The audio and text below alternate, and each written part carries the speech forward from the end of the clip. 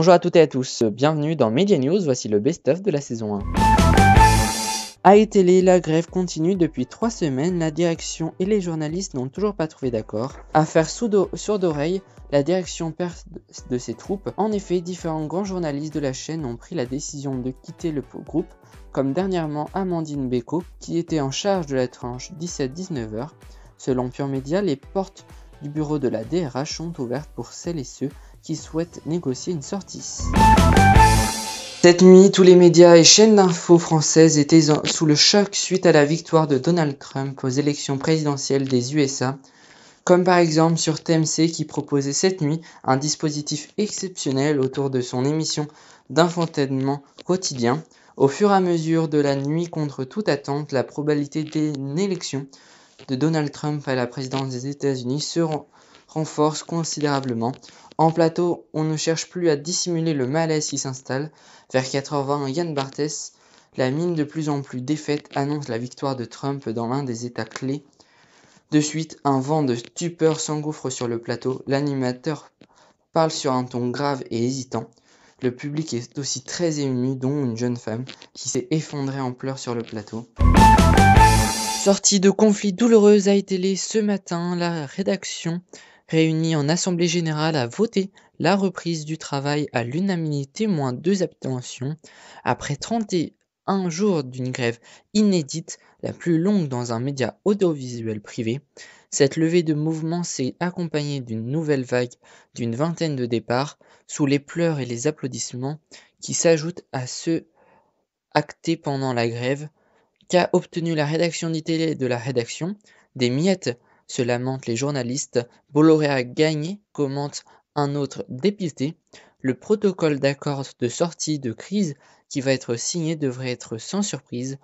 Serge Nedjar cumulait toujours les 2 fonctions de directeur de la chaîne et de la rédaction, mais il sera assisté d'un adjoint.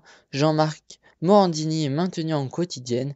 Une charte éthique, comme la loi l'impose à partir de mai 2007, sera rédigée pour protéger la rédaction de son actionnaire. Jean-Pierre Elkabbach rejoint iTélé pour le lancement prochain de CNews. Il assurera des interviews politiques et des grands entretiens. Il est également nommé conseiller auprès de la direction générale du groupe Vivendi Canal pour son développement. La guerre entre Yann Barthès à la tête de Quotidien sur TMC et Cyril Eldin à la tête du Petit Journal sur Canal+ continue. Lors de la sortie de Benoît Hamon de son QG, l'animateur de l'Access de la chaîne cryptée et Camille Grosnier, journaliste de la chaîne concurrente, se sont accrochés verbalement. La prochaine fois, c'est un coup de coude, mais violent, a lancé l'ancien chroniqueur du Grand Journal à l'attention de la jeune femme. Le lendemain, sur TMC, Yann Barthès n'a pas souhaité revenir longuement sur l'incident, mais s'est contenté de qualifier son ancien collègue de totalement relou, misogyne et un peu violent et mal poli. Le CSA a imposé la parité aux 2 chaînes pour l'animation du débat du 3 mai, conduisant ainsi à l'éviction de Gilles Boulot et David Pujadas. Les 2 chaînes codiffuseurs ont donc finalement opté pour leurs chefs de service politique respectifs, Christophe Jacobzine pour TF1, Nathalie Saint-Cric pour France 2.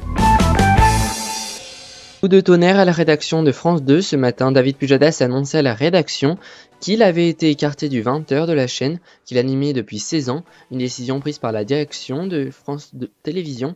Sous le choc, la rédaction a demandé des explications à sa direction. Delphine Ernotte, présidente du groupe France Télévisions, avait prévu de s'exprimer à 14h, mais a finalement décidé de descendre dans la rédaction pour répondre aux interrogations des journalistes.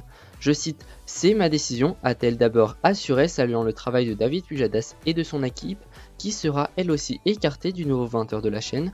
Ce n'est pas un désaveu pour David, a-t-elle martelé, annonçant qu'elle souhaitait que David Pujadas continue à animer l'émission politique et qu'il conserve une place dans la rédaction de la chaîne publique. Une éviction qui intervient alors que le journal de David Pujadas réalise de très bonnes audiences.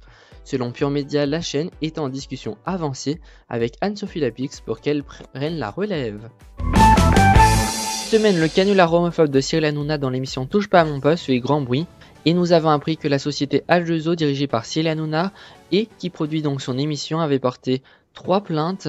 Tout d'abord, l'animateur de C8 a adressé une plainte contre X au tribunal de grande instance de Montpellier pour dénonciation calomnieuse, ainsi qu'une autre plainte contre X pour diffusion de fausses nouvelles devant la TGI de Paris. Enfin, H2O Productions a déposé une 3e plainte pour diffamation avec constitution de partie civile contre Nicolas Noquier, le président de l'association Le Refuge qui vient en aide aux jeunes homosexuels rejetés par leur famille.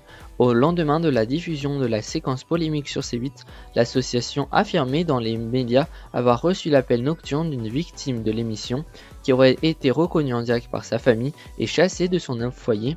L'avocat pense ainsi que, je cite, « La fausse nouvelle a provoqué un afflux de plaintes auprès du CSA, un boycott de la part des annonceurs de l'émission Touche pas à mon poste et la publication d'articles contradictoires divisant l'opinion publique avec des conséquences sur le programme et les salariés qui y contribuent. » Toutefois, aucune preuve n'a été apportée par l'avocat de H2O qui remet en cause l'association Le Refuge.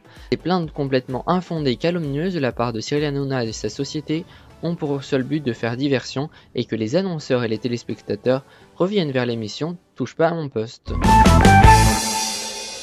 C'est la fin de ce Media News, merci de l'avoir suivi, excellente soirée et à bientôt sur InfoTVS.